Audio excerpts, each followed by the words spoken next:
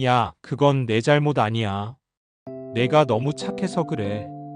너 진짜 잘하고 있어. 다들 똑같아. 그 사람만 이상한 거야. 힘들면 좀 쉬어. 돈이 전부는 아니잖아. 이 말 위로가 되었던가요? 아니면 그날 이후 아무것도 바뀌지 않았던가요? 1. 위로라는 맞추제. 우리는 힘들 때 친구를 찾습니다. 내 편 들어줄 사람, 내 얘기를 들어줄 사람, 그리고 내 실패에 괜찮아라고 말해줄 사람. 하지만 진짜 묻고 싶습니다. 그 친구가 괜찮다고 말한 뒤 당신 인생은 진짜 나아졌습니까? 하버드 심리학부의 연구 결과에 따르면 사람은 자신의 책임을 회피할 수 있는 언어를 반복적으로 접할 때 뇌는 위기 상황보다 현상 유지를 선택하도록 조건화됩니다. 즉, 괜찮다는 말은 위로가 아니라 뇌에 마취제를 놓는 말입니다. 지금의 고통은 줄어들지만 더 이상 바꾸려는 의지가 사라집니다. 2. 진짜 친구는 당신을 불편하게 만든다. 일론 머스크는 말했습니다. 당신을 위로만 해주는 친구보다 당신을 불편하게 만드는 친구가 인생을 바꾼다. 머스크의 가장 오래된 친구들 중 하나는 바로 엄청난 독설가입니다. 그는 머스크가 페이팔을 떠날 때도 테슬라를 창업할 때도 이렇게 말했다고 합니다. 그게 성공할 거라고? 넌 지금 미쳤어. 그런데 어차피 넌 그 미친 거 할 사람이잖아. 그럼 제대로 해. 비판이 아니라 냉정한 현실 인식을 던져주는 친구. 그런 사람이 미래를 바꾸는 촉매가 됩니다. 3. 공감은 위험하다. 공감 능력이 높은 사람일수록 관계 중심적 사고를 한다. 이 말은 스탠포드 인간행동 연구소의 논문에 나오는 구절입니다. 이 말의 무서운 점은 공감이 지나치면 타인의 감정에 맞춰 자기 삶의 속도를 늦춘다는 것입니다. 회사에서 억울한 일을 당해도 친구가 그건 내 탓 아니야 라고 말해주면 분노도 사라지고 행동도 멈춥니다. 이게 반복되면 뇌는 위로 행동 중단이라는 공식을 학습하게 됩니다. 즉, 나를 공감해주는 사람이 많을수록 나는 변화할 이유를 잃게 됩니다. 4. 진짜 조언은 따귀처럼 아프다. 빌 게이츠가 20대 시절 가장 자주 들었던 말은 지금처럼 살면 30대에 파산할 거야 였다고 합니다. 그 말은 그의 절친이 한 말이었습니다. 게이츠는 나중에 인터뷰에서 이렇게 말했습니다. 그 친구 말이 아니었으면 난 진짜 파산했을 거다. 기분은 더러웠지만 생각은 바뀌었다. 우리는 듣기 좋은 말을 해주는 사람을 친구라 생각합니다. 하지만 정말 필요한 건 듣기 싫은 진실을 말해주는 사람입니다. 5. 본능은 위로를 원하고 성공은 고통을 원한다. 진화 심리학적으로 인간은 자기 확신보다 집단의 위로에 더 민감합니다. 왜냐하면 수렵시대에는 공감받지 못한 인간은 공동체에서 추방될 위험이 컸기 때문입니다. 그래서 지금도 우리는 본능적으로 위로받고 싶어 합니다. 하지만 그 본능을 따를수록 지금 시대에선 나아갈 동력을 잃게 됩니다. 우리의 뇌는 고통에서 변화를 설계하지 안락함 속에선 아무것도 하지 않습니다. 이건 하버드 의대의 뇌신경행동학 연구에서도 밝혀졌습니다.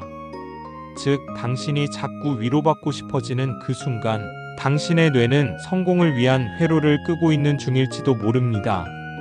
6. 위로 중독자 vs 책임 중독자.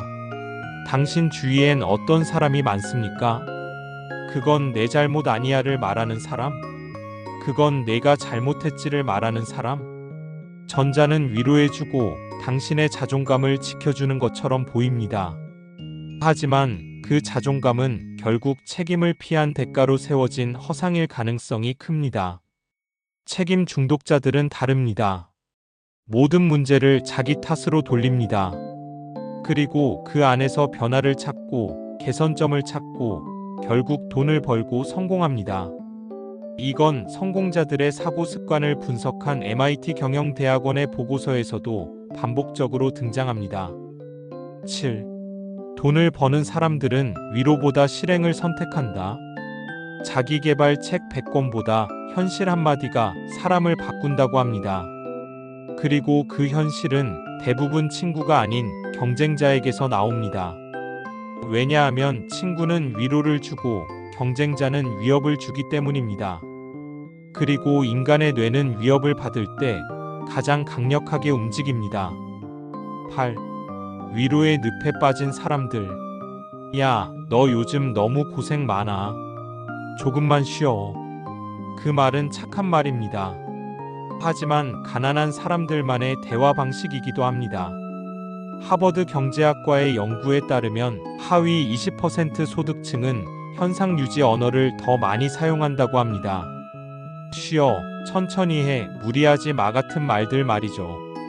반면 상위 1%는 해봤어? 그럼 넌 뭘 할 수 있어? 다음엔 어떻게 할 건데? 문제 해결형 언어를 사용합니다. 언어는 곧 사고이고, 사고는 행동이고, 행동은 결국 돈이 됩니다. 9. 당신을 위로하는 친구, 그래서 당신은 가난한 겁니다.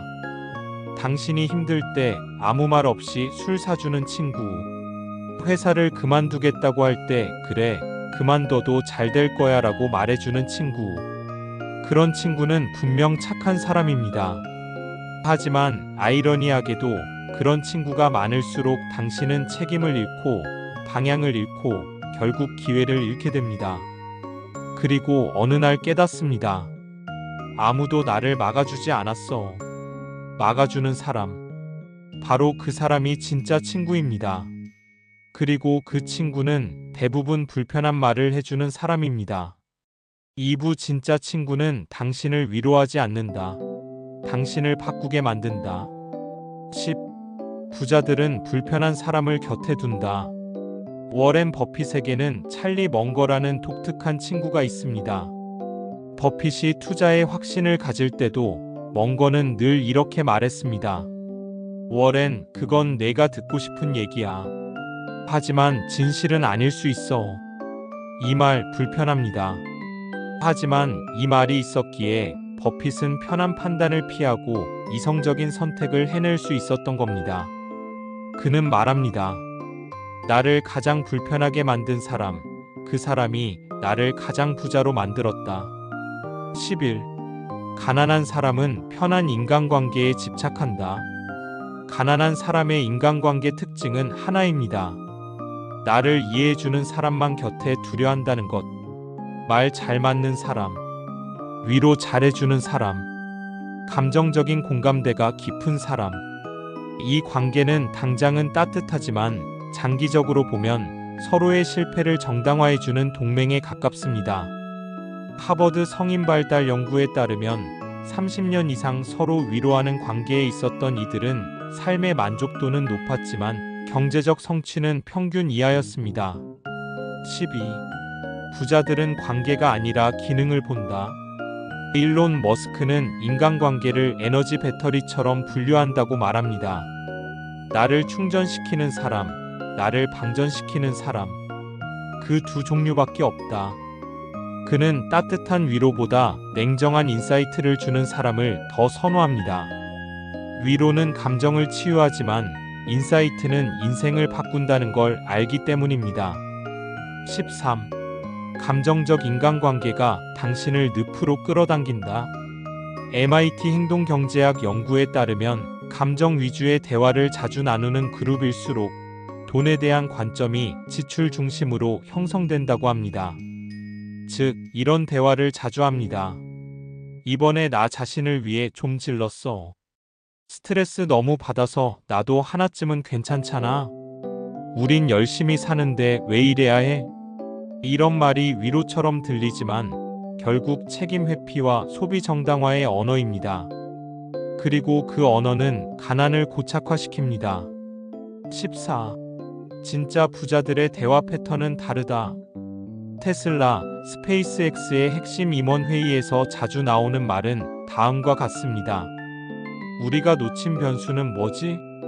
이 결정의 결과는 10년 뒤에 어떤가? 가장 잔인한 피드백을 받을 준비는 돼 있나? 이런 말은 위로가 아닙니다. 오히려 사람을 쥐어짜는 말입니다. 하지만 이 말들 사이에서 성과와 혁신, 그리고 돈이 나옵니다. 15.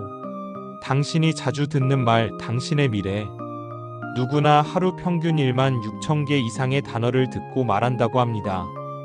이 중 대부분은 습관적인 대화 패턴에 의해 반복됩니다. 하버드 뇌과학연구소는 말합니다. 언어는 감정과 사고의 지도다. 당신이 자주 듣는 말은 곧 당신의 뇌회로를 설계합니다. 그리고 그 회로가 반복되면 같은 삶이 반복됩니다. 16. 위로를 거부하는 순간 변화는 시작된다. 한 심리상담 연구에 따르면 우울증을 호소하는 사람 중 지나치게 위로만 받는 유형은 회복 속도가 가장 느렸고 재발률은 가장 높았다고 합니다. 왜일까요? 위로는 마음을 달래주지만 문제는 여전히 남아있기 때문입니다. 해결책이 없는 위로는 고통을 연장하는 마취제에 불과합니다.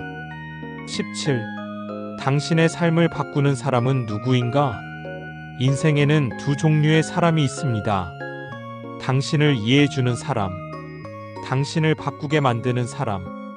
당신이 부자가 되고 싶다면 후자를 선택해야 합니다. 그리고 그 사람은 대부분 당신을 불편하게 하고 때론 상처 주는 말도 합니다. 하지만 그 말이 당신을 현실로 데려가고 현실은 성장의 출발점입니다. 18. 감정은 위로에서 나오고 결과는 불편함에서 나온다.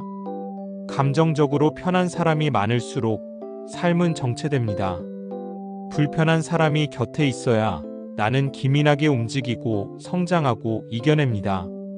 진짜 부자들은 불편한 조언자를 반드시 곁에 둡니다. 그게 코치든 파트너든 직원이든 심지어 경쟁자든 말입니다. 그들은 이렇게 말합니다. 나를 자꾸 칭찬해주는 사람은 필요 없다. 날 계속 불편하게 하는 사람이 나를 부자로 만든다. 19. 나를 위로하는 친구, 나를 가난하게 만든다. 지금 당신을 가장 자주 위로해주는 사람의 얼굴을 떠올려 보세요. 그 사람이 당신의 내일을 책임져 줄 수 있을까요? 당신의 삶은 당신이 자주 듣는 말로 만들어집니다. 그리고 그 말은 대부분 당신 주변 사람들에게서 나옵니다. 따뜻함은 중요하지만 그 따뜻함이 당신을 멈추게 한다면 그건 사랑이 아니라 마비입니다. 20.